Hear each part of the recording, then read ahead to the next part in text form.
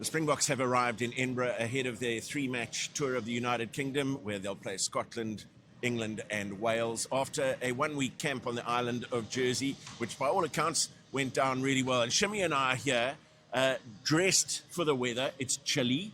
We're on the Royal Mile here in Edinburgh. And let's just take a look ahead at the tour in general. Scotland haven't beaten South Africa since 2010.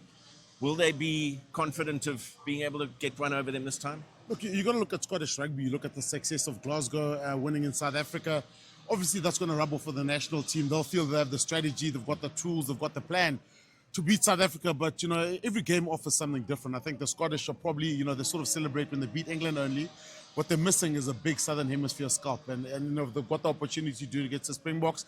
They're always hopeful. There's always excitement. There'll always be pre-match chat, and that's what makes it so exciting. So Scotland, never an easy game, quite a tricky game in my opinion. There's always that stage of the game where the crowd gets behind the team. You know, they start blasting or flower Scotland out, and then it becomes edgy. That's where the tipping point is. We've managed to get through those stages, and that's why I've gotten a result. But never an easy game in Scotland. Well, that's the opening game of the tour, and it's on Sunday at Murrayfield here in Edinburgh, and then a 6-day turnaround for the test match against England. We saw just how the English love to pump up a test match against the Southern Hemisphere nation last week. All the controversy around the haka. I'm sure we can expect a few fireworks next week, given what happened in the World Cup last year. Yeah, look, it's going to happen. When you play France, when you play England again, they'll always go back to the World Cup, what was said in Chasing the Sun, or what happened. But the reality is England need to win a game. I think they probably wish every game was 60 minutes because that's how long they're good for.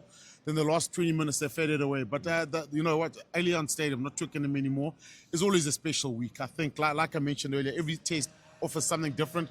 Scotland, you'll get to feel the test match. On match day, you'll see on Thursday, Friday, Saturday, a lot of green jerseys around the Royal Mile. Whereas Twickenham is a bit different. You know, as soon as you drive into the area, that's when you see a lot of the green jerseys. But a lot of South Africans within the, you know, this in the United Kingdom, so lots of supporters here.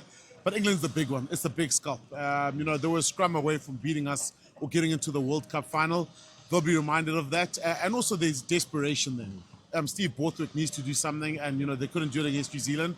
Springboks are next, but we've got to get to Scotland first. Well, the Boks, of course, have played Wales once already this season. That was at Twickenham in a one-off test match. Now they go to Cardiff for the last match of this tour after facing Scotland and England. But it's been a difficult time for Welsh rugby generally, hasn't it? Yeah, it's almost the same as Australian rugby at the moment. If you look at Welsh rugby, the team's not doing well in the regions.